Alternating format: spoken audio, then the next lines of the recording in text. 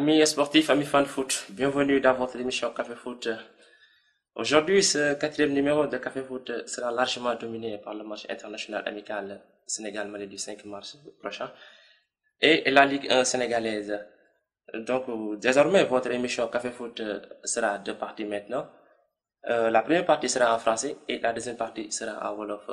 Aujourd'hui, le groupe Senyuko Media et Café Foot ont comme invité quelqu'un qu'on ne présente plus dans le milieu du football tchèquois, Pape Djibi Sow, ancien international espoir et coach adjoint du CNEPS. Bonjour Pape Djibi. Bonjour là. Merci d'avoir accepté notre invitation. C'est un tout plaisir pour moi. Pape Djibi, Alain Giresse a dévoilé sa liste des 23 lions qui vont affronter les Aigles du Mali le 5 mars prochain en France. Après la liste d'Alain Giresse, quel est votre avis sur sa liste? Tout d'abord, M. Ndao, merci de l'invitation. Bon courage pour cette émission que tous les Tchèques suivent maintenant. Merci. Concernant la liste de Giresse, je crois qu'il n'a pas eu beaucoup de surprises dans la mesure où il a misé sur la continuité de l'équipe, surtout grâce à l'excellent match qu'ils ont livré contre la Côte d'Ivoire. Donc c'est une liste, bon, à mon avis, qui n'a pas beaucoup de surprises, mais aussi qui, en tant qu'entraîneur, je vois qu'il y a beaucoup de choses encore qui restent à désirer. Mais en tout cas, c'est une liste, pas beaucoup de surprises, suivant le match qu'on a fait contre la Côte d'Ivoire. Mais on a noté la grande surprise, c'est Lys Gomis, le jeune gardien qui évolue en Torino en Italie. Parce qu'on espérait de voir quelqu'un comme Ousmane Mané qui est régulier avec Djambar. Donc c'est la surprise de Giresse, on peut dire, Lys Gomis. Oui, on peut parler de surprise de Lys Gomis d'un côté, mais de l'autre aussi, Lys Gomis n'est pas novice en équipe nationale. Parce qu'il a eu à être en équipe nationale quand Amsata était là, dans la période de transition. Mais aussi, vous avez parfaitement raison quand vous évoquez le nom de Ousmane Mané. C'est un gardien qui est en train de faire un très bon championnat. Il y a aussi d'autres gardiens qu'on peut citer qui sont dans ce championnat. Mais aussi, Lys Gomis est un excellent gardien. Mais les Sénégalais n'ont pas l'habitude de voir le championnat italien comme ils voient les championnats espagnols et anglais. Donc, sur ce côté, les gens on peut parler de surprise. Mais en tout cas, je vous assure que Lys Gomis est un très bon gardien de but. D'accord, donc à suivre. À noter aussi le grand retour de Demba absent de la tanière depuis un an lors du match Sénégal-Angola. Donc Demba fait son comeback dans la tanière. Pour vous, bon, Giresse parlait souvent de choix sportifs. Pour vous, c'est un choix sportif ou bien il n'a pas le choix?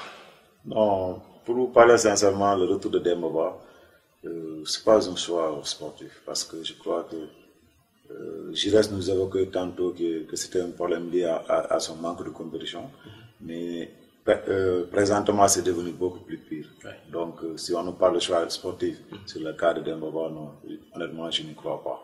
Mais en tout état de cause, c'est un très bon retour parce que même s'il ne joue pas beaucoup avec Chelsea, il reste vraiment un des attaquants les plus bons pour le moment pour le Sénégal. Donc, pensez-vous que Demba est indispensable dans l'attaque sénégalaise? Bon, je ne dirais pas indispensable, mais il nous faut quelqu'un comme Demba. Parce que c'est un joueur avec une mentalité extraordinaire, parce que avec vraiment une très réelle volonté. Parce qu'il avait beaucoup de choix avant de venir au Sénégal. Donc c'est quelqu'un qui n'est pas indispensable, certes, mais qui peut beaucoup nous apporter quand même. Mais selon vous, en tant qu'entraîneur en activité et ancien footballeur, est-ce que le problème de Demba et Giresse, ce n'est pas à cause du penalty manqué contre Angola en Guinée? Si vous voyez les premières réactions de Giresse après cette défaite, c'est ce qu'on avait évoqué. Il avait carrément dit qu'il avait remarqué un manque de volonté réelle de la part de Demba, même qui avait abouti au pénalty qu'il avait raté. Donc je crois que l'histoire vient de là-bas. D'accord. Donc l'âge de guerre est enterré avec Demba et Giresse. Mais Pape Djibi, on a aussi noté l'absence de Diafra Sakho. Diafra Sakho, meilleur buteur de la Ligue 2 française avec FC Metz. Pensez-vous un jeune comme Diafra, parce que l'attaque sénégalaise est en panne, on peut dire, parce que Papis ne joue plus, Demba pareil, Moussa Sow revient de blessure. Donc, est-ce que c'était pas mieux d'amener Diafra Sakho pour apporter plus, par exemple? Vous avez très bien vu parce que Diafra Sakho, maintenant, c'est l'un des meilleurs attaquants pour le moment en activité pour le Sénégal peut savoir. Et je crois que le meilleur moment ne pouvait être plus propice pour lui parce qu'il marque des buts en Ligue 2, il est extraordinaire. Vraiment, c'est le manque que les Sénégalais sont en train de chercher, c'est Diafra Sakho pour nous valoir beaucoup de satisfaction parce que c'est un jeune joueur et aussi un excellent joueur. Et aussi c'est un attaquant et comme vous dites, tous nos attaquants ne sont pas en meilleur de leur forme. Donc je crois que le meilleur moment c'était la présence de Diafra Sakho devait vraiment être propice pour le Sénégal. Mais est-ce que vous ne passez pas pour ce match amical? Est-ce que Giresse ne devrait pas miser, par exemple, sur les jeunes comme les Diao Baldé Keita et d'autres pour les faire venir au moment? C'est ça le mal de notre football, quelquefois, parce que les entraîneurs aussi n'ont pas beaucoup de temps pour pouvoir faire venir les jeunes, leur donner le temps. C'est ça qui nous manque. En tant que technicien, j'en sais quelque chose. On n'a pas ce temps ici au Sénégal. Mais je crois que ce serait une très bonne chose, ne serait-ce que pour travailler sur la durée, de faire venir encore et encore des jeunes, surtout des jeunes olympiques. D'accord. Et par Djibi, on va parler un peu tactique. Pensez-vous que, par exemple, Mohamed Diamé, est-ce que défensivement, il peut apporter quelque chose à l'équipe sénégalaise? Non, du tout. Quand on suit vraiment Dembaba à la Premier League, c'est un autre Dembaba que l'on voit en équipe nationale. Mohamed Diamé, dis-moi, c'est un autre Mohamed Diamé qu'on voit en Premier League. Parce que là-bas, il joue, je pourrais dire, en électron libre. Il est dans tous les bons coups, il joue en attaque, il fait rarement le travail défensif. C'est pourquoi les gens sont même étonnés de le voir après chaque match, à 5-10 minutes de jeu du match du Sénégal, il est complètement cuit. Parce qu'il n'a pas l'habitude de faire ce genre de marquage. À mon avis, vraiment, il est beaucoup mieux quand on le libère devant les milieux de terrain en appui avec les attaquants. Ouais. Et Damdoy aussi, parce que qui connaît Damdoy, c'est que Dam, c'est un attaquant de pointe. Dam, c'est un buteur. Tout récemment, il a marqué 5 buts avec son club. Mais à l'équipe nationale, il est utilisé comme meneur de jeu. Oui. Est-ce que aussi, c'est pas un sacrifice pour lui aussi? Oui, c'est en quelque sorte, je laisse le sacrifice, mais au profit de l'équipe. Parce que aussi, certes, Dame est un très grand attaquant. On l'a vu, on l'a revu encore, mais il reste vraiment l'un des meilleurs attaquants du Sénégal. Mais comme on le dit tantôt, c'est un sacrifice, mais au service de l'équipe. Parce que aussi que l'équipe n'a pas un véritable meneur. Et malgré tout, Dame, quand il fait ce travail, il le fait vraiment très bien. Je crois que c'est pour cela qu'on le positionne dans l'axe. Mais Dame, si le Sénégal possède un véritable relayeur de jeu, Dame peut être un excellent buteur pour le Sénégal. Donc, Giresse doit mettre les hommes qu'il faut à la place qu'il faut. À la place qu'il faut. Ah ouais, c'est ça. Et Pape Djibi, donc, on a constaté lors de nos matchs contre la Côte d'Ivoire, double confrontation en mondial et en Coupe d'Afrique. Bon, on est sorti perdant. Donc, qu'est-ce qui a manqué au Sénégalais pour gagner la Côte d'Ivoire lors de ces rencontres? La première chose qui nous a fait défaut pour cette double confrontation, c'est la confiance.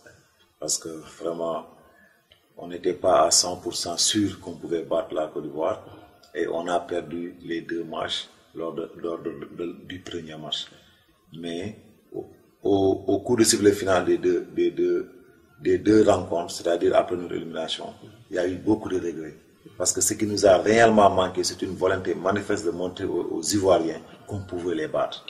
Pour moi, à mon humble avis, vraiment, c'est cette motivation. C'est cette motivation qui nous a manqué. Donc, Pape Djibi, on a raté le mondial 2010 et on va rater même le mondial 2014 au Brésil. Une déception selon vous? Bien sûr, une très grande déception parce qu'on était vraiment très nostalgique de 2002. Donc, quand on goûte à une chose et que ça devient vraiment très juteuse, on a envie d'y goûter encore. Donc, c'est vraiment une très très grande déception. Donc, est-ce que vous pensez que le Sénégal va retrouver son niveau de 2002? Si, on a les jours qu'il faut, mais maintenant il faut qu'on accepte de travailler sur la durée. Qu'on prend les 19-20 ans, quand on les prend, on les fait jouer les Olympiques à la fois, les espoirs et quelquefois même en équipe première. Je crois que dans un laps de temps entre 6-8 ans, on pourra retrouver notre niveau parce que le Sénégal regorge de beaucoup de talent, aussi bien en interne qu'en externe.